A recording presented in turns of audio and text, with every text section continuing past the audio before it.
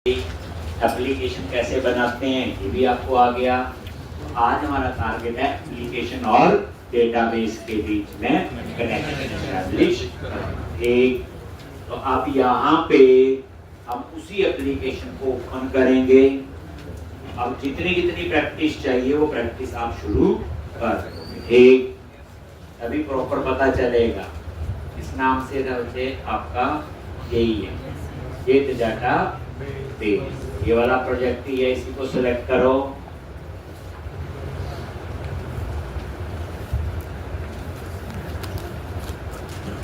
अब यहाँ पे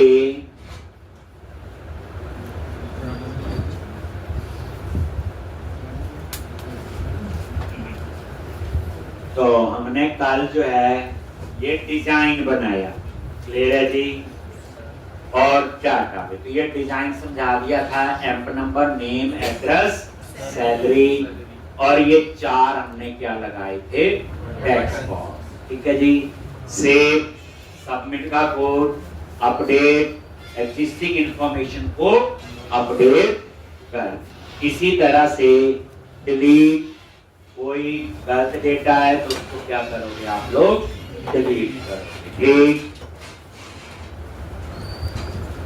तो अब यहाँ पे सबसे पहला काम क्या है, तो पूरी बात समझेंगे फिर कोड लिखेंगे।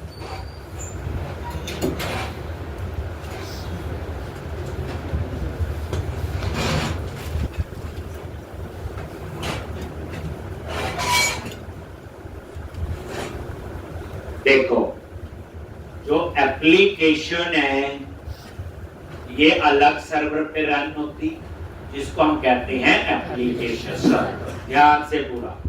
और डेटाबेस अलग सर्वर पे होता है, जिसे कहते हैं डाटाबेस सर्वर। जैसे मैंने डाटाबेस जब बनाया था, याद करो, मैंने डाटाबेस सर्वर की पूरी डिटेल बताई थी कि dev/sql express। आपकी मशीन पे कुछ और है, देखा बना के डाटाबेस? बन गया था डेटाबेस? मुझे बनाना तो पड़ेगा ही, ना बोलो चाहे हाँ, पढ़ना तो यही पड़ेगा कि जो मैं पढ़ा रहा हूँ। अगर जॉब करनी है, दुखी मन से पढ़ो, सुखी मन से पढ़ो, रोते हुए पढ़ो, हंसते हुए पढ़ो। अगर आपका ड्रीम है कि हम लोग प्रॉपर सॉफ्टवेयर डेवलपमेंट में जॉब करनी है, ठीक, तो ये आना ही चाहिए। इसमें कोई किंतु परंतु नहीं। कोई बोले कोई इससे आसान चीज हो, कोई, सारी प्रोग्रामिंग एक जैसी ही होती है। अगर इसमें प्रॉब्लम है तो बाकियों में भी प्रॉब्लम होगी। तो एप्लीकेशन सर्वर और डेटाबेस सर्वर समझ आ गया। जैसे आप लोग घर में याहू ओपन करते हो तो याहू की एप्लीकेशन अलग सर्वर पे रन होती है, ऐसे ही उसका डाटाबेस अलग सर्वर पे है। तो कैसे हम आपस में जब हम साइन अप करते हैं तो डाटाबेस में डिटेल जाती है, फिर हम लॉगिन करते हैं तो डाटाबेस में जाके चेक होता है, ये बिल्कुल वो।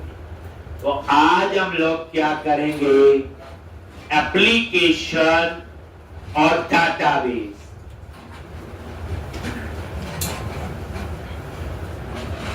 एप्लीकेशन और डाटाबेस के बीच में कनेक्शन एस्टैब्लिश करना। जब हम बोले दो सर्वर है अलग अलग जगह, तो आप ऐसे समझो दो अलग लोकेशन पे कंप्यूटर है, तो पहले वो आपस में कनेक्ट करेंगे तो ही इंफॉर्मेशन आएगी। तो आज हमारा टारगेट है एप्लीकेशन और डाटाबेस के बीच में मुझे कनेक्शन एस्टैब्लिश करना है। उसके लिए एक स्ट्रिंग जनरेट करते हैं और उसको हम कहते हैं कनेक्शन स्ट्रिंग। एप्लीकेशन और डाटाबेस के बीच मुझे कनेक्शन एस्टैब्लिश करना है, उसके लिए हम एक स्ट्रिंग जनरेट करते हैं, उसको क्या कहते हैं, कनेक्शन स्ट्रिंग। अब ये जो कनेक्शन स्ट्रिंग है आपका, एक कुछ नहीं है, एक नॉर्मल स्ट्रिंग है, जिसमें क्या लिखा होगा, डाटाबेस सर्वर का नाम, डाटाबेस का नेम, यूजर नेम, यानी डाटाबेस के क्रेडेंशियल्स होंगे सारे। तो एप्लीकेशन और डाटाबेस के बीच में कनेक्शन बनाना है जी, उसके लिए हम लोग एक स्ट्रिंग जनरेट करते हैं और उसको हम क्या कहते हैं, कनेक्शन स्ट्रिंग। एक कनेक्शन सिंक कुछ नहीं है, एक नॉर्मल स्ट्रिंग होता है, डबल कोट्स में वो बताएंगे, उसमें कुछ नहीं है, उस सर्वर की डिटेल होती है। जैसे आप ये जूम करो, उस सर्वर का एड्रेस है, जो मेरी मशीन पे कुछ और होगा, आपकी मशीन पे कुछ और होगा। अब नेक्स्ट क्वेश्चन आता है, ठीक है कनेक्शन सिंक हम लिख लेंगे, लेकिन इसको लिखे कहां पे? तो हम ये चाहते हैं कि ये जो कनेक्शन सिंक है एक जगह लिखेंगे और पूरे प्रोजेक्ट में उसे यूज करेंगे, एक जगह चेंज करेंगे तो पूरे प्रोजेक्ट में चेंज होगा। ये होना चाहिए ना, कनेक्शन सिंक एक जगह लिखा प्रोजेक्ट में, पूरे प्रोजेक्ट में यूज करो, एक जगह चेंज करो, कल को मान लो कनेक्शन सिंक चेंज हो गया, क्लाइंट ने डाटाबेस सर्वर किसी और कंपनी का ले लिया, वो डिटेल चेंज हो जाएगी, एड्रेस उसका। तो कनेक्शन सिंक जो है एक जगह चेंज करे तो पूरे प्रोजेक्ट में चेंज होना चाहिए। और एक चीज और है, जब मैं कनेक्शन सिंक चेंज करूं मुझे प्रोजेक्ट रिकंपाइल ना करना पड़े। रिकंपाइल ना करना पड़े इसका क्या मीनिंग? जैसे आप लोग देखते एक प्रोजेक्ट सर्वर पे चल रहा है, लाखों लोग घरों में एक्सेस कर रहे हैं, ऐसे ही होता है। कल को उस प्रोजेक्ट में कोई चेंज हुआ तो क्या होता है? वो पूरा प्रोजेक्ट दोबारा कंपाइल होता है, उस प्रोजेक्ट को दोबारा से सर्वर पे डालते हैं। अब जितना टाइम उसको सर्वर पे डालने में लगेगा उतनी देर वो एप्लीकेशन क्या हो जाती है? डाउन। आपने कई बार देखा होगा application down for maintenance mode, देखा होगा कई बार। तो उसमें क्या होता है, जैसे एक प्रोजेक्ट में चेंज किया, जैसे चेंज हुआ तो डेवलपर क्या करेगा? उस प्रोजेक्ट को दोबारा कंपाइल करेंगे, चाहे एक लाइन का चेंज करो, चाहे एक कैरेक्टर भी चेंज करोगे तो भी, क्योंकि प्रोजेक्ट हमेशा पूरा कंपाइल होता है। तो जब पूरा, मान लो मैं डेवलपर, मैंने प्रोजेक्ट बनाया, मैंने चेंज किया, मैं जरा सा भी चेंज करूंगा प्रोजेक्ट दोबारा कंपाइल करूंगा और उसके बाद उस प्रोजेक्ट को मैं कहां डालूंगा? सर्वर। अब जितना टाइम मुझे उसे सर्वर पे डालने में, पुराने को वहां से हटाने में लगेगा, इट डिपेंड्स ऑन द कितनी इंटरनेट की स्पीड है, प्रोजेक्ट का साइज कितना है। मान लो मुझे आधा घंटा लग गया तो आधा घंटा वो एप्लीकेशन क्या होगी? डाउन हो जाए। तो अब मैं वापस अपनी प्रॉब्लम पे आता हूं कि जब कभी मैं कनेक्शन सिंक चेंज करूं मुझे प्रोजेक्ट रिकंपाइल ना करना पड़े। अगर मुझे प्रोजेक्ट रिकंपाइल करना पड़ गया तो यही प्रॉब्लम आएगी कि एप्लीकेशन डाउन हो जाएगी। बात समझ आई? क्या हो जाएगी? Application down. देखो लाखों लोग घरों में एक्सेस कर रहे हैं, तो जब प्रोजेक्ट दोबारा कंपाइल होगा, दोबारा सर्वर पे डालोगे तो एप्लीकेशन क्या होगी? डाउन होगी। और जब एप्लीकेशन डाउन होगी तो प्रोजेक्ट आपका रुक जाएगा उतनी देर के लिए। तो मैं चाहता हूं कि जब मैं कभी कनेक्शन सिंक चेंज करूं तो मेरा प्रोजेक्ट डाउन नहीं होना चाहिए। तो हम लोग ये कनेक्शन सिंक कहां लिखेंगे? तो एक फाइल है जिसका नाम है वेब कॉन्फिग, web.config। हम कनेक्शन सिंक इस फाइल में लिखेंगे और फाइल का नाम है web.config।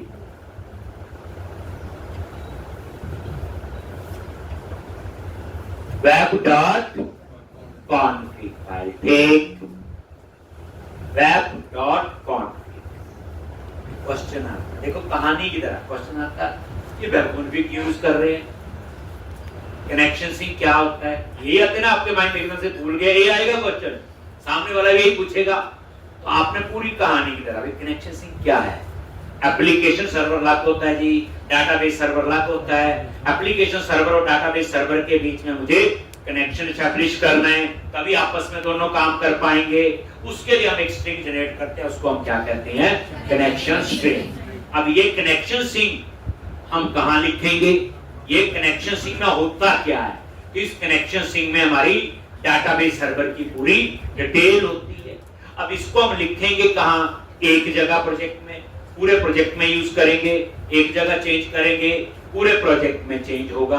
और जब कनेक्शन सिंक चेंज करें, प्रोजेक्ट में रिकंपाइल ना करना पड़े, ठीक, तो हम लोग जो कनेक्शन सिंक लिखेंगे वेब डॉट कॉन्फिग फाइल, पहली बात है जो वेब डॉट कॉन्फिग फाइल है ये सी शार्प में नहीं बनी, ये बनी हुई है XML, it is XML based, यानी वेब कॉन्फिग फाइल जो है वो XML में बनी हुई है, याद रखना।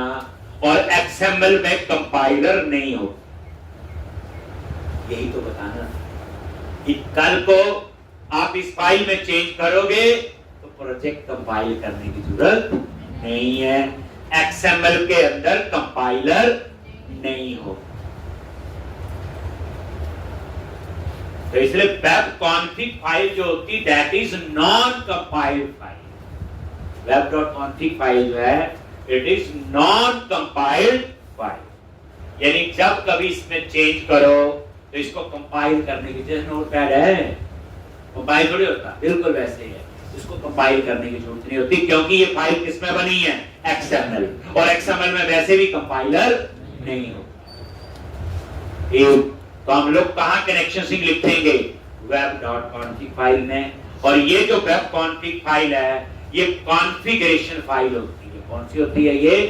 कॉन्फ़िगरेशन, जहां पूरे प्रोजेक्ट की कुछ भी कॉन्फ़िगरेशन कर सकती हैं, मे बी सिक्योरिटी सेटिंग, कोई और एप्लीकेशन की सेटिंग्स होंगी, वो जब पढ़ेंगे तब हम लोग देखेंगे। तो अभी हम वेब कॉन्फिग फाइल में कनेक्शन सिंक लिखेंगे। तो ये देखो ये सॉल्यूशन एक्सप्लोरर है राइट हैंड साइड पे, और यहाँ ये वेब कॉन्फिग फाइल, आगे वेब कॉन्फिग फाइल पे एक, और ये देखो पता चल गया ना सॉल्यूशन एक्सप्लोरर में है वैसे ही वेब डॉट। तो कोई आप पूछे उल्टा क्वेश्चन, भाई वेब कॉन्फिग क्यों पढ़ रही है, वेब कॉन्फिग को क्या फायदा यूज करने का, तो आप क्या बोलोगे? वेब कॉन्फिग जी नॉन कंपाइल्ड फाइल होती है, वेब कॉन्फिग में जब चेंज करोगे प्रोजेक्ट कंपाइल करने की जरूरत नहीं पड़ती, और वेब कॉन्फिग में हम एक जगह कोड लिखेंगे तो पूरे प्रोजेक्ट में यूज करेंगे, कल को चेंज एक जगह करेंगे तो पूरे प्रोजेक्ट में चेंज होगा, इसलिए हम वेब कॉन्फिग को यूज कर रही है। क्वेश्चन है आप क्या लिखोगे वेब कॉन्फिग में, हम तो अभी लिखेंगे कनेक्शन स्ट्रिंग। कनेक्शन स्ट्रिंग क्या होता? एप्लीकेशन और डाटाबेस के बीच में कनेक्शन एस्टैब्लिश करने के लिए, मतलब इसे रट्टा नहीं मार, मतलब इतना क्लीन आपको पता हो। एक जैसे आप बच्चे कल को प्रोजेक्ट भी बनाएंगे, आप देखोगे आप लाखों लाइन का कोड लिखो, कोड क्लीन होगा तो वो कोड अंडरस्टैंड प्रॉपर होता है। अगर कोड क्लीन नहीं है, चाहे हमने खुद लिखा है, हम भी कंफ्यूज हो जाएंगे थोड़ी देर बाद ये क्या हो गया। इसलिए जो चीज समझते हो ना उसको बिल्कुल क्लीन, कोई उसमें डाउट नहीं होना चाहिए कि ऐसे है वैसे। कोशिश करता हूं मैं, लेकिन फिर भी आपको उसे अंडरस्टैंड उस तरह से होना चाहिए। ये देखो वेब कॉन्फिग फाइल, और पहली लाइन देखो क्या है, XML वर्जन। समझ गए कि किसमें बनी हुई है फाइल? XML। वेरीफाई हो गया। अब यहां पे नीचे आ, तो ये XML है, ये टैग। तो अभी हम कनेक्शन सिंक ही देखेंगे कहां लिखना है। तो यहां सिस्टम डॉट वेब के बाद, एक सिस्टम डॉट वेब के बाद में क्या लिखोगे? सबसे पहले एंगुलर ब्रैकेट स्टार्ट कर, लेस देन नहीं बोलना, बड़ी बेइज्जती होती है। ये मार्कअप लैंग्वेज है, XML क्या है? मार्कअप लैंग्वेज है, एक केस सेंसिटिव होती है। XML case sensitive, small caps का ध्यान रखना पड़ेगा, लेकिन हमें तो हेल्प आती है, हमें क्या टेंशन है। अब ये कनेक्शन स्ट्रिंग मिल गया जी। अब देखो सी स्मॉल में कौन याद रखेगा? स्ट्रिंग्स में एस है, ये है, क्लोज कर दिया, और ये कनेक्शन सिंक का आ गया ओपनिंग और क्लोजिंग टैग आ गया जी। और इस टैग के अंदर यहां पे ऐड, जैसे मान लो आप जावा पढ़ रही, जावा भी आप बोलोगे एप्लीकेशन अलग सर्वर पे होगी, डाटाबेस अलग सर्वर पे होगा, तो हम ये सीखना है कि जावा में कनेक्शन सिंक कहाँ लिखते होंगे। पाइथन पढ़ोगे, पाइथन की एप्लीकेशन अलग होगी, डाटाबेस अलग होगा, आप बोलोगे पाइथन में कनेक्शन सिंक कहाँ लिखते हैं। ये जो बच्चे जो मेरा कोर्स है, आपको और चीज पढ़ने की जरूरत नहीं है, वो ऑटोमेटिकली आपको आती है। और आजकल आईटी में एक चीज याद रखना, आप भी ये नहीं बोलोगे कि ये जो छोटू सर ने पढ़ाया वो ये करना है। अगर मैंने 2 फ्रंट एंड पढ़ाए, 2 कोई और है, उसमें भी काम करना पड़ेगा। 2 बैक एंड पढ़ाए, 2 कोई और है, इतनी प्रैक्टिस होनी चाहिए। आपसे करवाऊंगा, जावा तो नहीं पढ़ा रहा हूं, आपको जावा का काम दूंगा, आप करके लाओगे। आपको पाइथन का काम दूंगा, पीएचपी का दूंगा, मजा सीखने का तब है। नहीं तो हम तो पूरी जिंदगी पढ़ते ही नहीं, कितने साल पहले हो गए और बाकी बचे हुए साल फिर पढ़ाई करो। लो एड नेम, ये कनेक्शन सिंक की का नेम है CN। एक क्या लिख दिया? CN। ये CN की का नाम है, कुछ भी रख सकते हैं, सब हेल्प में आता है। शुरू में सिंटैक्स होंगे, प्रॉपर यूज करते हैं। और ये कनेक्शन स्ट्रिंग, एक ये जो बच्चे लेफ्ट हैंड साइड वाले होते हैं कीवर्ड होते हैं, इनको हम कुछ नहीं कर सकते। अब कनेक्शन सिंक क्या है? सबसे पहले सर्वर, सर्वर बोले तो डाटाबेस सर्वर का नाम। मेरी मशीन पे क्या नेम है? कल ही बताया था, tab/SQL Express। आप अपनी मशीन का लिखो, एक सेमीकोलन, ये सर्वर का नाम आ गया जी। अब लिखना है डाटाबेस का नेम जो कल बनाया था, ठीक। तो यहां पे डेटाबेस,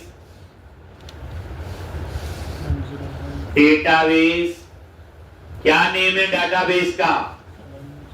DB, बोलो DB एम्प्लॉई _105, जो भी हमने बनाया हो, आपने जो नाम रखा है, ठीक। और ये डाटाबेस बना हुआ विंडोज ऑथेंटिकेशन में। एक चीज और बच्चे, ये प्रोग्रामिंग नहीं है जो अभी करवा रहा हूं, ये सेट ऑफ रूल्स है कि कनेक्शन सिंक लिखना है तो लिखना ही पड़ेगा। आप इसमें खा नहीं सकते कि मैं लॉजिक से उसे बड़ा अच्छा बना दूं, लॉजिक बाद में आएंगे, उस पे बात की बात है।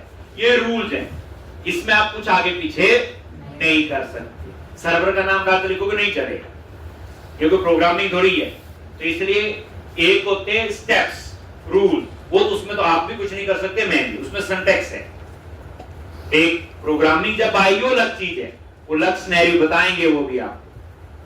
और उसके बाद विंडो ऑथेंटिकेशन में डाटाबेस बना हुआ, उसको इनेबल करने के लिए integrated security true, integrated security true, window authentication को इनेबल करने।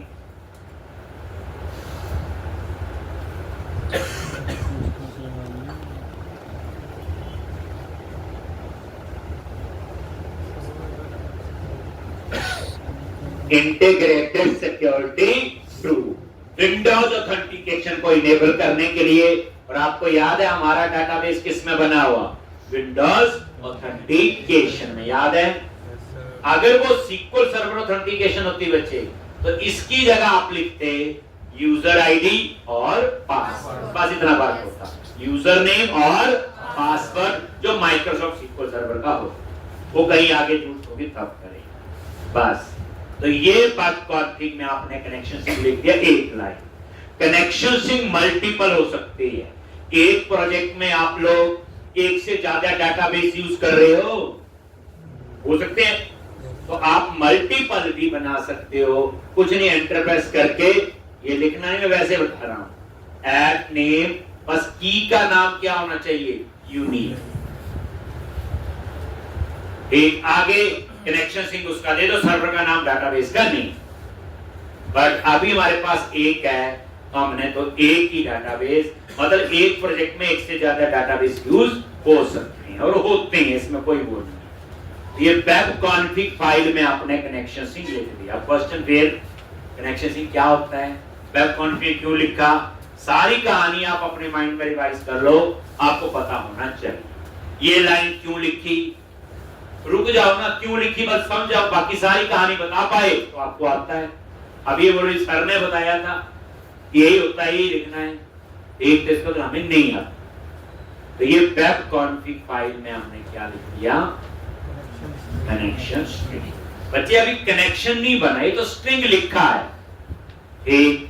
तो इस तरह से ये आपका हो गया कंप्लीट। चले आगे, चलो अब आ जाओ आप अपने पेज पे employee.aspx जो कल बनाया, ठीक। अब डाटाबेस तो इस पेज पे चाहिए है, तो इस पेज पे डबल क्लिक करो और इसकी कोड फाइल में जाओ। आगे बताइए, आपको ये पेज है, पेज पे कहीं पे डबल क्लिक किया, कोड फाइल में। अब यहां पे आप क्या करो, सबसे पहले ऊपर नेम स्पेस ऐड करनी है कुछ जो माइक्रोसॉफ्ट ने दी है। नेम स्पेस से आप कंफ्यूज नहीं होंगे, जैसे आप सी के अंदर ऊपर हेडर फाइल ऐड करते हैं stdio.h, क्यों ऐड करते हो, हैश इंक्लूड करके, क्योंकि उसके जो मेंबर होते हैं उनको हम नीचे यूज करते हैं, उसको ना ऐड करो नहीं चलेगा वो। तो वैसे ही यहाँ क्या होते हैं नेम स्पेस, जैसे देखो ये ऊपर आ जाओ, using system dot data, name space है, अपनी करली ब्रैकेट आ रही है ध्यान से।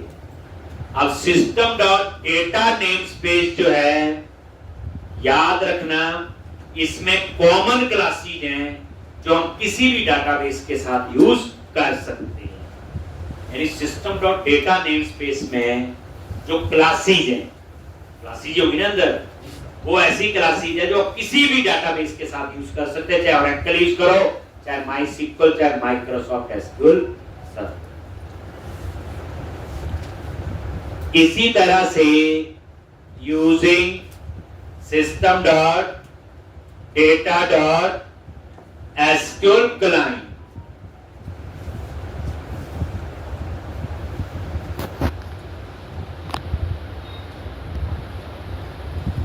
System dot data dot SQL client, जो एसक्यूएल क्लाइंट नेम स्पेस है, ठीक, इसमें आपकी वो क्लासेज होंगी जो सिर्फ माइक्रोसॉफ्ट सीक्वल सर्वर के साथ चलती है। जैसे ओरेकल है तो उसके ओरेकल क्लाइंट होता है। तो system dot data name space है, डेटा के अंदर क्या है, SQL client. SQL client name space में वो क्लासेज हैं जो माइक्रोसॉफ्ट सीक्वल सर्वर के साथ ही यूज होती है। इसी तरह से सिस्टम डॉट कॉन्फ़िगरेशन, इसमें वो क्लासेज हैं जो सिर्फ वेब डॉट कॉन्फ़िग के साथ यूज होती है। कल भी बच्चे क्लास है आपकी, और कल क्लास का टाइम थोड़ा सा अर्ली कर लेंगे, 11:30 सिर्फ कल है, 11:30 टू 12:30, और फिर उसके बाद आपकी क्लास होगी थर्सडे, और थर्सडे का वो नॉर्मल शेड्यूल है जो आपका वो, छुट्टी नहीं होनी चाहिए। पता ही है क्या क्या मिस होगा। System dot data name space में कॉमन क्लासेस जो किसी भी डाटाबेस के साथ यूज हो सकती हैं। System dot data dot SQL client name space में वो क्लासेज हैं जो माइक्रोसॉफ्ट सीक्वल सर्वर के साथ यूज होगी। सिस्टम डॉट कॉन्फ़िगरेशन में वो वेब डॉट कॉन्फ़िग जो हमने यूज किया, करेक्ट। चलो अभी देखना कितना मजा आएगा थोड़ी देर में। अब आप आओ नीचे, ठीक, तो ये एम्प्लॉई नाम से क्लास बनी हुई है, ठीक। अब यहां पे आपने क्या करना, तो सबसे पहले इस क्लास के अंदर, तो ये देखो एक क्लास है एसक्यूएल कनेक्शन, सब हेल्प में आ रहा है। सबसे पहले सीखो शी शार्प के अंदर क्लास का ऑब्जेक्ट कैसे बनाते हैं। एसक्यूएल कनेक्शन क्लास है और ये इसका क्या है, ऑब्जेक्ट। और उसके बाद न्यू, और न्यू के बाद क्या आता है, न्यू के बाद क्या आता है, हैं जी,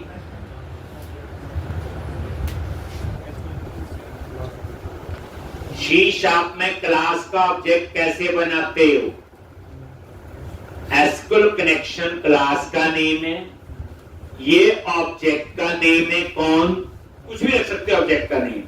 और न्यू के बाद जो कॉल होता है वो क्या होता है, क्या होता है, याद रखना न्यू के बाद जो होता है हमेशा वो क्लास नहीं होता, ये क्लास का कंस्ट्रक्टर होता है। और कंस्ट्रक्टर क्या होता है, एक मेथड होता है, सेम नेम क्लास नेम। अब मेथड है तो उसके पीछे ब्रैकेट लगी है, ध्यान से। एक ये क्लास है क्योंकि इसके पीछे ब्रैकेट नहीं लगी। ये क्या है, कंस्ट्रक्टर है। कंस्ट्रक्टर क्या होता है, एक मेथड होता है, सेम नेम क्लास नेम, जिसके पीछे ब्रैकेट लगती है। और जब न्यू लगाते हैं तो मेमोरी कहाँ एलोकेट होती है, हीप के अंदर। कहाँ होती है, हीप। जब न्यू नहीं लगाते तो कहाँ होगी, स्टैक।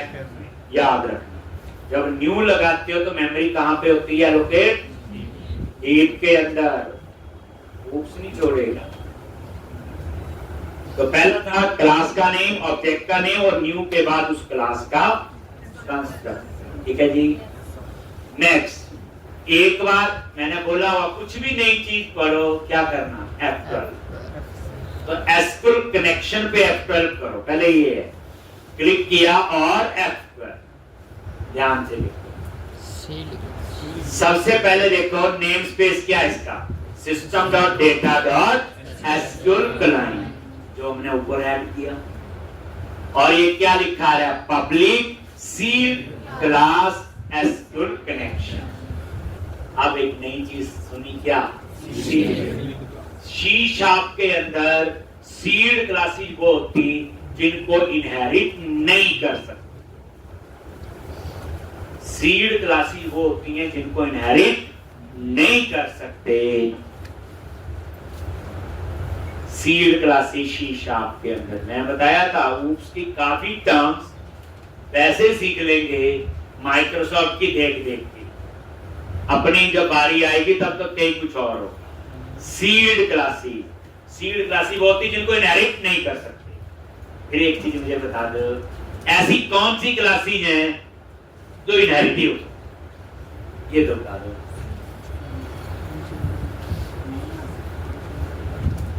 सीड क्लासेस वो होती जिन्हें इनहेरिट नहीं कर सकते। इनहेरिट तो पता, थोड़ा बहुत आइडिया तो है। अगर ऐसी कौन सी क्लासेस है जिसको इनहेरिट ही कर सकते हैं,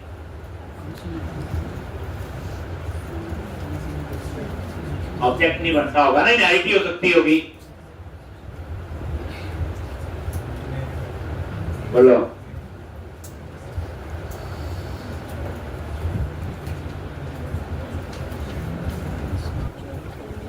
एब्स्ट्रैक्ट क्लास पढ़ा हुआ, क्या होती है एब्स्ट्रैक्ट क्लास?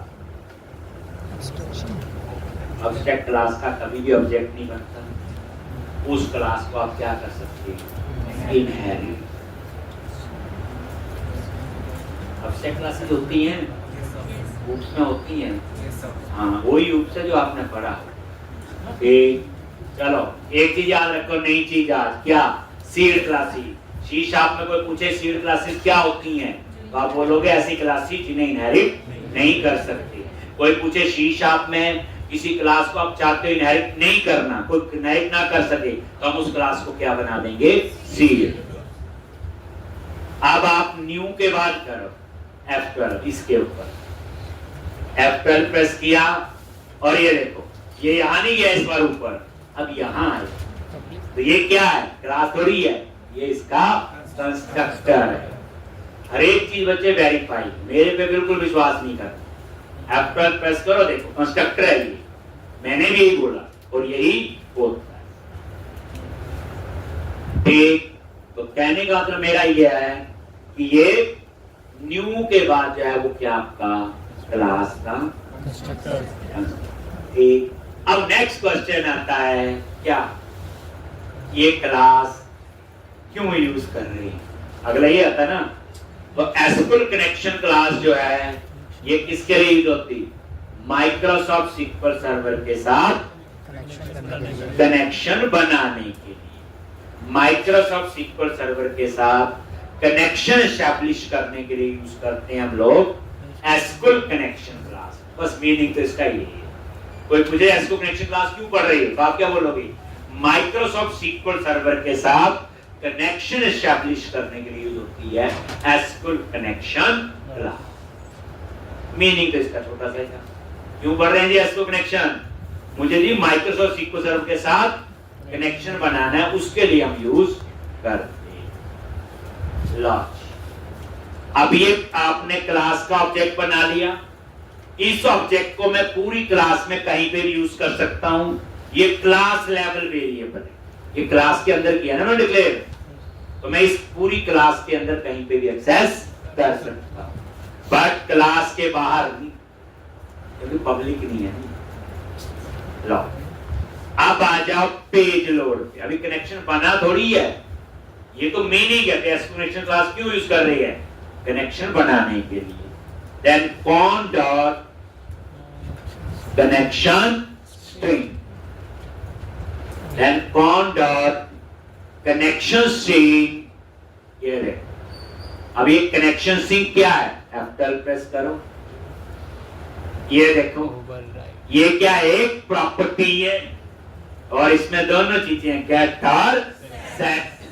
मैं प्रॉपर्टी में राइट भी कर सकता हूं और रीड भी कर सकता हूं, और स्ट्रिंग टाइप की प्रॉपर्टी है।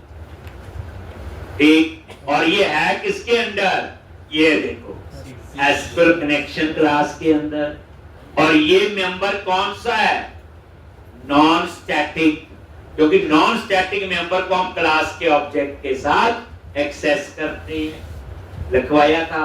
स्टैटिक मेंबर को हम क्लास के नेम के साथ। ये कौन क्या है, क्लास का ऑब्जेक्ट, बताया था। स्टैटिक मेंबर को क्लास के नेम के साथ एक्सेस करते हैं, नॉन स्टैटिक को क्लास के ऑब्जेक्ट के साथ। वहां कहीं स्टैटिक थोड़ी लिखा हुआ था, तो मुझे क्लास का ऑब्जेक्ट बनाना पड़ा। अब हम सीखेंगे how to read connection string from web config file.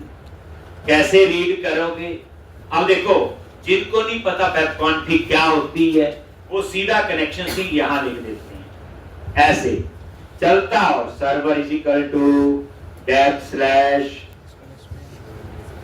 Express, आगे डाटाबेस का नेम इंटीजर यहां लिख लो, कोई प्रॉब्लम नहीं, चलेगा। मान लो 100 पेज है तो हर पेज पे लिखना पड़ेगा, पहली बात ये है। दूसरी, कल को चेंज करना है डाटाबेस तो 100 पेज पे जाके चेंज करना पड़ेगा, और जब चेंज करेंगे तो प्रोजेक्ट कंपाइल करना पड़ेगा, क्योंकि शीशा पे ये तो कंपाइल करना पड़ेगा। बट आप तो पहले से एक्सपर्ट हो, तो आपने कहां लिखा हुआ connection string, web dot config में। ठीक, कैसे रीड करोगे, कॉन्फ़िगरेशन मैनेजर डॉट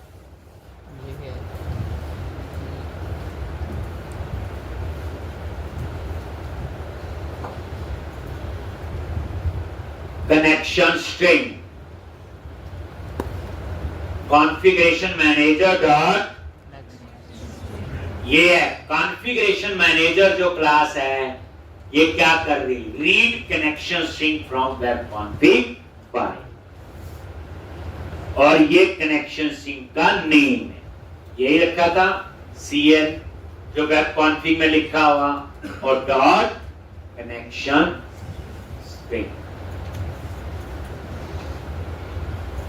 देखो ये लाइन को याद रखना, दैट इज सिंटैक्स, पर लाइन का मीनिंग याद रखना इंपॉर्टेंट है।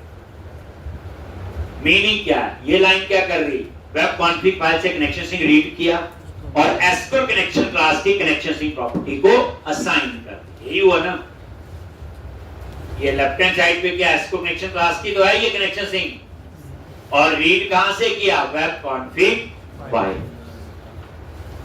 तो लाइन का बच्चे याद ना, अभी हम आगे आगे प्रैक्टिकल बढ़ रहा है, एक एक लेक्चर में 500-600 लाइन लिख देता हूं, तो 500-600 लाइन याद करना इतनी आसान बात नहीं है। लाइन का मीनिंग याद होना चाहिए कोड देख के लिए। जैसे ये लाइन कर क्या रही कि वे वेब कॉन्फ़िग फाइल से कनेक्शन स्ट्रिंग रीड कर रही और एस्क्यूएल कनेक्शन क्लास की प्रॉपर्टी को असाइन कर, बाकी सिंटैक्स है, इसमें नहीं लग सकते, ऐसा क्यों?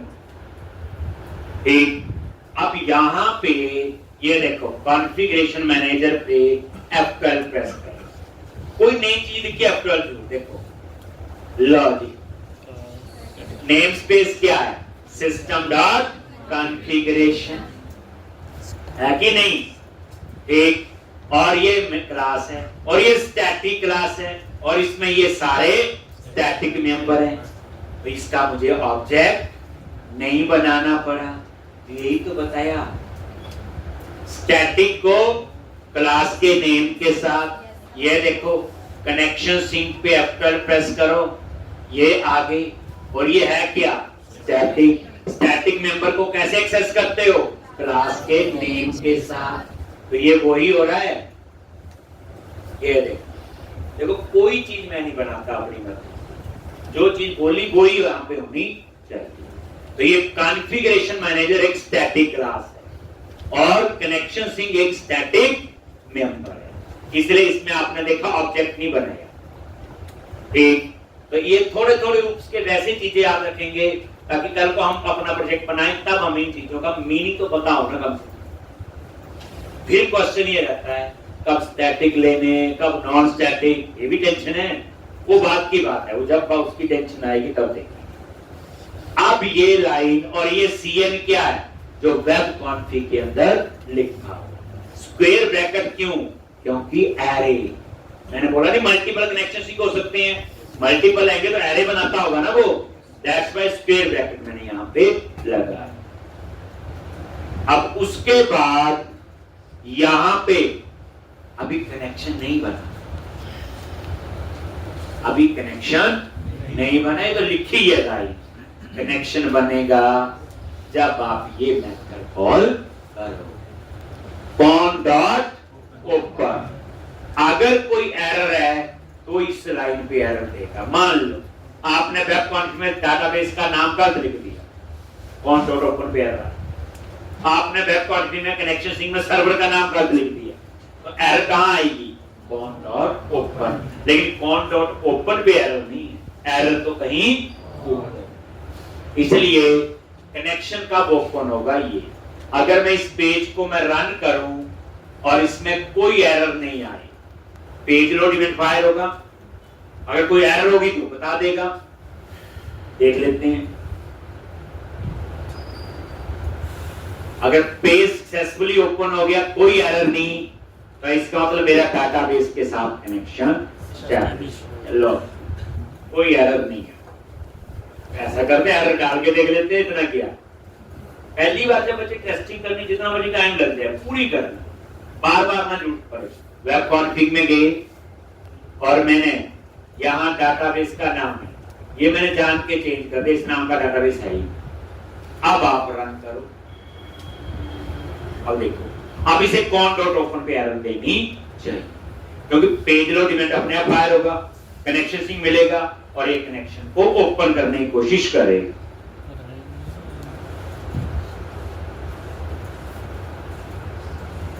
ये लो, और कैन नॉट ओपन डाटाबेस नाम एरर से पता चल गया कि मेरे डाटाबेस का, समझ आगे बात। तो इसने एरर कहां दी, कॉन डॉट ओपन। तो फिर क्या करो, ये ठीक कर दो, जब चीज समझ आ गई फिर तो एरर हटा दो। अब इसमें अब रन करोगे, पेज लोड इवेंट फायर होगा, कनेक्शन ओपन हो जाएगा। करेक्ट देख लिया, इस समय ठीक चल रहा है, एरर डालते भी देख ली। अब नेक्स्ट क्वेश्चन, ये वेब एप्लीकेशन बताइए सबको, वेब एप्लीकेशन है तो इस पेज को तो 100 लोग घरों में ओपन करके बैठे होंगे, वो कर सकते हैं नहीं? यूआरएल ही है। अब मान लो 100 लोगों ने इस पेज को ओपन किया तो 100 time page load event fire होगा, 100 टाइम कॉन डॉट ओपन चलेगा नहीं चलेगा? 100 टाइम कॉम डॉट ओपन। लेकिन बार बार कनेक्शन ओपन होगा तो कुछ ना कुछ ट्रैफिक की प्रॉब्लम तो आएगी। ये वही बात है ना, सर्वर है, रास्ता ही है ना, किसी ट्रैफिक है। अब एक रोड बनी है, इस रोड पे जितनी गाड़ियां जा सकती उससे ज्यादा चलेगी तो ट्रैफिक बढ़ेगा नहीं बढ़ेगा? और बहुत ही ज्यादा आ गई तो जाम हो जाएगा 2-2 घंटे का, होगा नहीं होगा? ऐसे बिल्कुल यहां प्रॉब्लम आएगी। मान लो 50 कनेक्शन तक ठीक चला, 100 पे एरर आ गई, 100 तक ठीक चला, 200 पे, क्योंकि जितने ज्यादा कनेक्शन ओपन करेंगे तो हमें कनेक्शन पूलिंग की प्रॉब्लम आ सकती है, क्योंकि ये बच्चे वेब एप्लीकेशन है ना। मान लो 100 लोगों ने पेज ओपन किया तो पेज लोड और इवेंट कितनी बार फायर होगा? 100 time. 100 time cone dot open, तो बेचारा डाटाबेस एक और 100 बार उसके कनेक्शन ओपन कर दिए हमने, तो आप क्या करोगे? हम यहां एक चेक लगाएंगे छोटा सा कि सबसे पहले चेक करें कि ऑलरेडी डेटाबेस के साथ कनेक्शन बना तो नहीं है, ओपन तो नहीं है। अगर ओपन है तो सिर्फ दोबारा से ओपन ना करें। अगर ओपन नहीं है तो ओपन करें। क्या करोगे? एक और यहां पे con dot state equal to connection state dot close. अगर ये कनेक्शन स्टेट क्लोज है देन ओपन द कनेक्शन। पहले समझो, मैं समझाता हूं क्या चीज है। अब देखो ये लाइन कर क्या रही? Just to check the connection state, if it is close then open the connection. अगर ये कनेक्शन स्टेट ओपन होगी तो इसके अंदर आएगा। तो ये लाइन क्या कर रही? Just to check the connection state, एक अगर ये क्लोज है तो कनेक्शन ओपन। अब उसके बाद कोई नई चीज आई तो क्या करना? कनेक्शन स्टेट नई चीज एफ। डिबगिंग के तो और बड़े तरीके हैं, ये तो एक है देखो। और ये भी नई चीज कुछ पता चलने वाली है आपको। System dot data name space में ऊपर इंपोर्ट किया हुआ था और ये क्लास नहीं है। क्या बचे? ये इनमरेशन है, C++ में पढ़ी होती है। एक बड़े गुस्से से देख रहे, ये होती है और आपने पढ़ी है। आप बड़ा एक फेवरेट क्वेश्चन था, मंडे टू संडे ऐड हो। ये इनमरेशन होती है। इनमरेशन क्या होती है बच्चे? जब फिक्स ऑप्शन है उन्हीं में से सिलेक्ट करना है। जैसे मंडे टू संडे 7 डेज वही होंगे, या जनवरी टू दिसंबर 12 मंथ ही होंगे, 13 तो कभी नहीं होंगे, ना 11 होंगे। तो जब पता हो यही फिक्स ऑप्शन है, इसी में से चूज करना। जैसे जेंडर है मेल या फीमेल, तो उस केस में हम क्या यूज करते हैं बच्चे? इनमरेशन। फिक्स ऑप्शन हो, ये बड़ी यूजफुल है, प्रोजेक्ट में बहुत यूज करवाता हूं मैं। इनमरेशन होती है। इनमरेशन है क्या? ये भी एक डाटा टाइप ही है। और इसकी टाइप क्या है? पढ़ी है आपने कभी? नहीं। इंटीजर होती है। क्या डाटा टाइप होती है इसकी? इंटीजर। ये वाली वैल्यू होती 0, 1, 2 ये जो आगे की लिखी है। यानी enum की कोई इंटरव्यू में पूछे कभी, ये जो enum होती है ये इंटीजर वैल्यू को मेंटेन करती है, मतलब इसकी टाइप इंटीजर होती है। और ये वैल्यू टाइप होती है, रेफरेंस टाइप नहीं होती। वैल्यू टाइप इंटीजर होता है, बस याद रख लो। रेफरेंस टाइप नहीं होता, रेफरेंस टाइप स्ट्रिंग होती है, एरेज होती है। तो enum जो है ये इनमरेशन है। चलो अभी आज छोड़ो बाकी। इतना तो याद रख लो कि नंबरेशन कब यूज करते हैं, जब हमारे पास फिक्स कांस्टेंट, थोड़ा अच्छा बोल दो ना, फिक्स ऑप्शन से अगर फिक्स कांस्टेंट हो यानी फिक्स चीज है बस इसमें ही, देन वी यूज नंबरेशन। ठीक, और ये देखो यहाँ यही तो है, फायदा क्या होता है, देखो डॉट इन्हीं में से चूज करना है, कोई आप लिख नहीं सकते, तो यहाँ पे मैंने चूज कर लिया लो, देन ओपन द कनेक्शन। अब जाइए चलना तो पड़ना ही है, मैं तो कोशिश ही कर सकता हूं। रन किया, पेज लोड इवेंट फायर होगा और कनेक्शन ओपन होगा, लेकिन अब इस पेज को कोई और ओपन करेगा दोबारा से कनेक्शन ओपन नहीं होना चाहिए। डाटाबेस एक है, कोई कनेक्शन सबके लिए काम, चल हो गया। अब आपका असली काम हो गया एप्लीकेशन और डाटाबेस के बीच में, अब जाके आपका कनेक्शन एस्टैब्लिश हो। अब उसके बाद मैं चाहता हूं यहां एम्पर नंबर, नेम, एड्रेस और सेल, और इस सेव बटन के क्लिक में सारी इंफॉर्मेशन कहां स्टोर करनी है, डेटाबेस। ठीक, तो अब हम कोड लिखेंगे इस बटन के क्लिक। चलो सेव बटन पे क्लिक करो, प्रैक्टिस शुरू कर देनी है, नहीं तो प्रॉब्लम होगी। सेव बटन पे डबल क्लिक किया, आगे ये बिल्कुल रेगुलर, शुरू में तो आपको 15 दिन पे चाहिए सिंटैक्स के यूज टू कि कौन कौन सा कोड का, उसमें गलती नहीं होनी चाहिए, नहीं तो सिंटैक्स में बच फंसे रहते हैं। इसलिए 5-7 दिन जो है कोशिश करें कि आप जितने सिंटैक्स यूज कर रहा हो ताकि उसमें कंफ्यूजन ना हो, फिर उसके बाद आपकी स्पीड और अच्छी हो जाती। ठीक, यहाँ बैठ के करो प्रैक्टिस।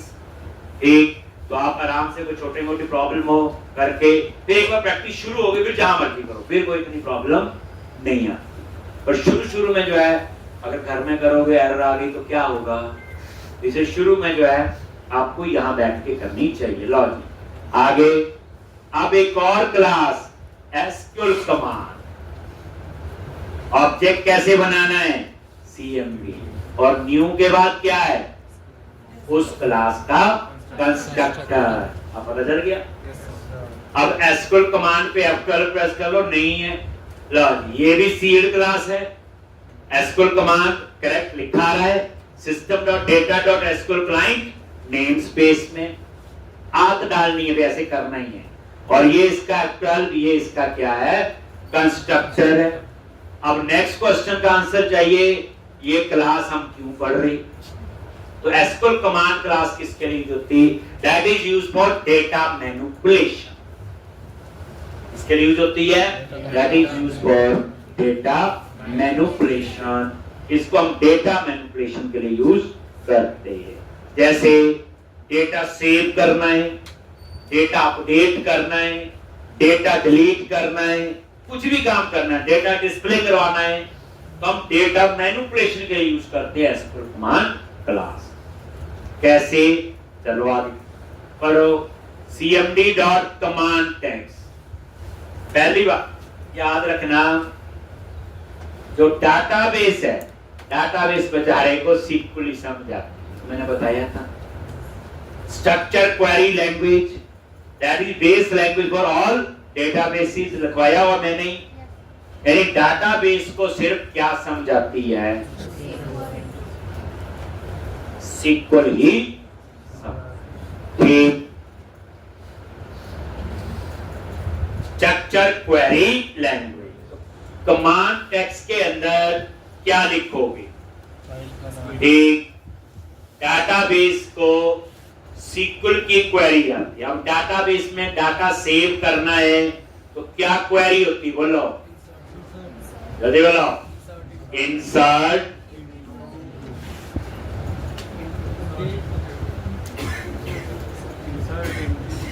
इंसर्ट, आगे कल का टाइम कितने बजे बताया हमने, 11:30, याद रखना, इंसर्ट, आगे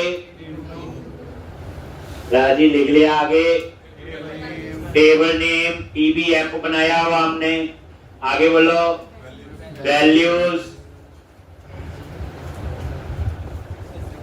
आगे वैल्यू पास कर दी, ये एम्प नंबर हो गया, ये नेम,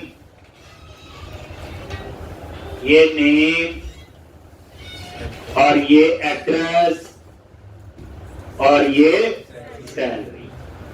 तो एक चीज याद रखो, जो स्ट्रिंग होता सीक्वल में वो सिंगल कोट्स में होता है, डबल में नहीं होता। सीक्वल की बात है, अब ये शीशा की बात नहीं है। सीक्वल के अंदर जो स्ट्रिंग होता सिंगल कोट्स में, तो जैसे नेम और एड्रेस तो स्ट्रिंग है, बैर कह रहे हैं, लिख दीजिए। बाकी एम्प नंबर और सैलरी इंटीजर। अगर मैं इस क्वेरी को ऐसे लिखूं और इनटू हटा दूं, चलेगा कि नहीं? फिर इनटू क्यों लगाना है?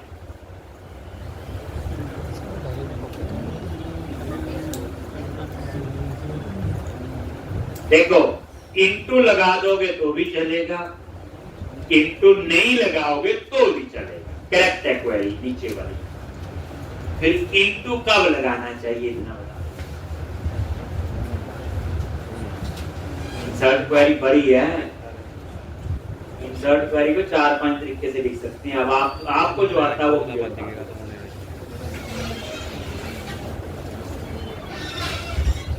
तो याद रखना, जब एक ही टेबल में डाटा सीधा स्टोर कर रही हो तो इंसर्ट के बाद इनको लगाना जरूरी नहीं। तो सेकंड वाली ऑप्शन यूज करो। इनटू लगाना तब जरूरी होता है जैसे insert into table A select star from table B. क्या मतलब हुआ इसका? ये टेबल बी से डाटा फेच करेगा और टेबल ए में सेव करेगा। जब एक टेबल से डाटा फेच करके दूसरे टेबल में स्टोर करना है तो इनटू लगाना ही पड़ेगा। ये गाना नहीं गाना होता है, एक सेट इनटू लिख लो जी, जैसे होता है केवल गाना समझ नहीं आता, गाय देते अपने। एक इंसर्ट इनटू तब लगाना है जब एक टेबल से डाटा फेच करना है और दूसरे टेबल में डाटा स्टोर करना है, तो इनटू लगाना ही पड़ेगा। लेकिन जब एक टेबल में सीधा डाटा पास कर रहे हो तो इनटू लगाने की जरूरत। एक और मान लो बाय डिफॉल्ट जितने टेबल में कॉलम है, याद रखना उतनी ही वैल्यूज पास करनी। जैसे हमारे केस में 4 हैं तो मुझे कितनी वैल्यू पास करनी? 4 जैसे लिखती है, ना इससे कम ना इससे ज्यादा। दूसरी बात, वैल्यू का सीक्वेंस वही रखना। अगर आप नेम की जगह एड्रेस लिख दो, एड्रेस की जगह नेम, एरर नहीं आएगी और डाटा उल्टा स्टोर हो जाएगा। इसलिए जैसे हमें पता है टेबल में पहला कॉलम एम्प नंबर है तो 1 वहां जाएगा, दूसरा कॉलम नेम है अमित कुमार वहां जाएगा, तीसरा एड्रेस है चंडीगढ़ वहां जाएगा, और चौथा सैलरी है। तो उतनी वैल्यू पास करनी जितने कॉलम, और वैल्यू का सीक्वेंस और कॉलम का सीक्वेंस सेम होना चाहिए। लेकिन अगर कभी ऐसी डिमांड आए कि टेबल में तो 4 कॉलम है, मुझे तो 2 ही कॉलम में डाटा भेजना है, तो क्या लिखोगे? इंसर्ट टेबल नेम और यहां पे जिन कॉलम में वैल्यूज पास करनी है ऐसे ब्रैकेट में वो कॉलम नेम लिखो, और यहां पे वैल्यूज, और ऐसे आपने यहां पे वैल्यू पास कर। मतलब कहने का ये है, टेबल में तो 100 कॉलम है, डाटा मुझे 5 में भेजना है, तो टेबल नेम के साथ में कॉलम के नाम लिखने हैं और उतनी ही वैल्यू आपने पास करनी।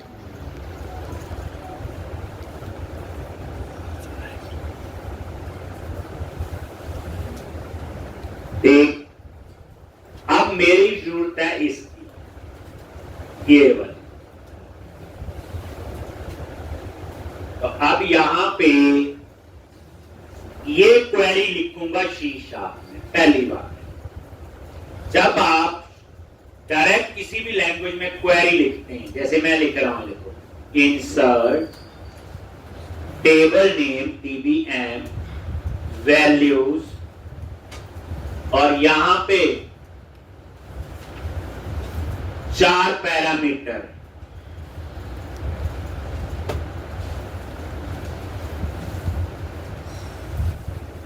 वैल्यूज, और ये 4 पैरामीटर है ENO, EN, ED, ES। ये बच्चे पैरामीटर हैं 4। ये @ सिंबल होता है सीक्वल के अंदर। पैरामीटर का नाम कुछ भी रख लो, @abcxyz, थोड़ा मीनिंगफुल रख दो जितने टेबल में कॉलम, जैसे एफ नंबर, नेम, एड्रेस और सैलरी। अब आप लोग, कई लोग क्या करते हैं, यहां पैरामीटर नहीं देते, वो सीधा लिख देंगे कि टेक्स्ट बॉक्स का नहीं, ये text box 1, text box 2, text box 3 चल जाता है, ऐसा कुछ नहीं है। वो यही लिख देंगे, कंकैटनेट कर देंगे, लेकिन वो डाटा हैक हो सकता है। एक एसक्यूएल इंजेक्शन टॉपिक है, वो एक हैकिंग टेक्निक है जो इनलाइन क्वेरी पे अप्लाई हो सकती है। एक इनलाइन क्वेरी पे अप्लाई हो सकती है। ठीक, तो कहने का मतलब मेरा यह है कि हम लोग यहाँ पे पैरामीटर ही लिखेंगे, जैसे मैंने लिखे हैं ENO, EN, ED और ES, और इन पैरामीटर्स को नीचे वैल्यू पास करूंगा। कभी भी ऐसे नहीं लिखेंगे टेक्स्ट बॉक्स, मतलब कहने का ये है ना, टेक्स्ट बॉक्स 1 चल जाता है ये भी। और इस तरह से अब जब आपने ये बच्चे ऐसे क्वेरी लिखी, इस क्वेरी को हम बोलते हैं इनलाइन क्वेरी। जब डायरेक्ट C# में क्वेरी लिख देते हो, जब डायरेक्ट VB.NET में, किसी भी लैंग्वेज में, तो इसको हम क्या कहते हैं, इनलाइन क्वेरी। जैसे देखो ना, C# में सीधी क्वेरी लिखी, तो इसको बोलेंगे इनलाइन क्वेरी। जावा में क्वेरी लिख देते होंगे, कभी लिखी होगी, पाइथन में लिख देते होंगे। तो जब आप ऐसे क्वेरी लिखते हो बच्चे, इन्हें कहते हैं इनलाइन क्वेरीज। और जब इनलाइन क्वेरी से आप काम करके ये प्रोजेक्ट किसी को दिखाओगे, प्रोजेक्ट की भी बेइज्जती, बनाने वाले की भी बेइज्जती, और जो डाटाबेस यूज कर रहे हो उसकी भी बेइज्जती। सामने वाला पूछेगा, तूने तो बड़ी बड़ी बातें की, फिर क्लाइंट सर्वर डाटाबेस होता है, बढ़िया होता है, मल्टी यूजर के लिए होता है, और सिक्को सर्वर जैसा तू डाटाबेस यूज कर रहा है, उसकी लाइसेंस को तूने 2 लाख रुपया खर्चवा दिया है, जितना भी है, पर तू तो कर रहा है इनलाइन क्वेरी से काम। वो बोलेगा ये काम तो मैं MS Access में भी कर सकता हूं। तो फिर उस केस में इससे हम ऐसे काम नहीं करना, इसकी जगह हमें करने चाहिए यूज स्टोर्ड प्रोसीजर। डाटाबेस के अंदर होते हैं लिखवाए थे ट्रिगर स्टोर्ड प्रोसीजर, लेकिन अभी नहीं करवा रहा। अभी मैं पहले इनलाइन क्वेरी से करवाऊंगा। जैसे कई डाटाबेस है उसमें स्टोर्ड प्रोसीजर नहीं होती, जैसे MS Access हो गया, मोबाइल डाटाबेस हो गया, तो कभी हमें कहीं काम करना पड़े इनलाइन क्वेरी से हमें आना चाहिए। तो पहले मैं इस क्वेश्चन को इनलाइन क्वेरी से करवाऊंगा, फिर इसी क्वेश्चन को दोबारा करवाऊंगा मैं स्टोर्ड प्रोसीजर के साथ, फिर उसके फायदे में आपको बताऊंगा। कंक्लूजन में कहने का मतलब है अभी हम बेइज्जती करवा लेंगे, अभी हम पहले इनलाइन क्वेरी से ही काम करेंगे। तो ये कमांड टेक्स्ट में मैंने क्या लिख दी, क्वेरी लिख दी। अब ये क्वेरी कहां पे एग्जीक्यूट होगी, C# का कंपाइलर कुछ नहीं करेगा, ये क्वेरी एग्जीक्यूट होगी जहां मेरा डाटाबेस होगा, जहां माइक्रोसॉफ्ट SQL सर्वर होगा, जहां SQL का इंजन होगा। ठीक, यानी उसके लिए फिर आपको यहां बताना पड़ेगा कनेक्शन, वे यहां पे एग्जीक्यूट होगा। ये CMD डॉट कनेक्शन और ये कौन क्या है, जो पेज लोड में कनेक्शन ओपन किया हुआ, और इसमें क्या है, डाटाबेस की तो डिटेल है सारी।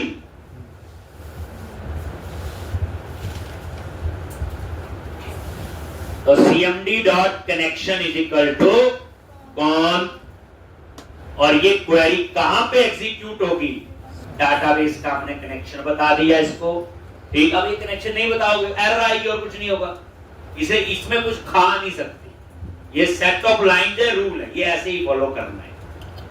तो कनेक्शन इज इक्वल टू कौन, इससे पता चलेगा ये क्वेरी कहां पे एग्जीक्यूट, और ये क्वेरी जो है वहां एग्जीक्यूट होगी जहां मेरा डाटाबेस होगा, जहां SQL का इंजन होगा। मैंने बताया हुआ इसको नहीं शीशाप नहीं करता, इसको कंपाइल। उसके बाद हम पास करेंगे पैरामीटर, कैसे, CMD dot parameter dot add with value, और ये पैरामीटर का नाम है EN। याद रखना जितने पैरामीटर उतने ही पास करने हैं, या जितने एट द रेट उतने ही पास करने, उतने पैरामीटर हैं।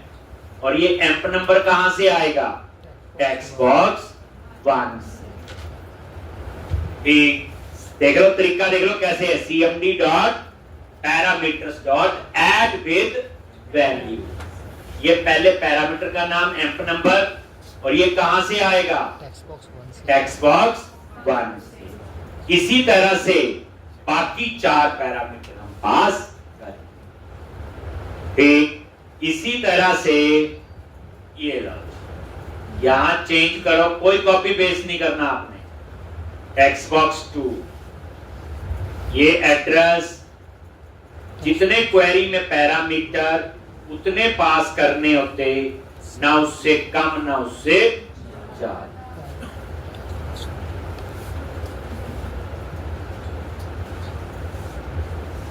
तरीका देखो, C++ का फंक्शन होता है वहां तो ब्रैकेट लगा के पैरामीटर पास कर देते हैं, यहां ऐसे पास करने, syntax CMD dot parameters dot add with value, पहले पैरामीटर का नाम, देन वैल्यू कहां से आएगी, टेक्स्ट बॉक्स 1 से एम्प नंबर, टेक्स्ट बॉक्स 2 से नेम, टेक्स्ट बॉक्स 3 से एड्रेस, एंड टेक्स्ट बॉक्स 4 से सैलरी। ये SQL कमांड क्लास में कमांड टेक्स्ट में लिख दी क्वेरी विद पैरामीटर्स, बता दिया ये क्वेरी कहां पे एग्जीक्यूट होगी, और ये सारे पैरामीटर यहां पास कर,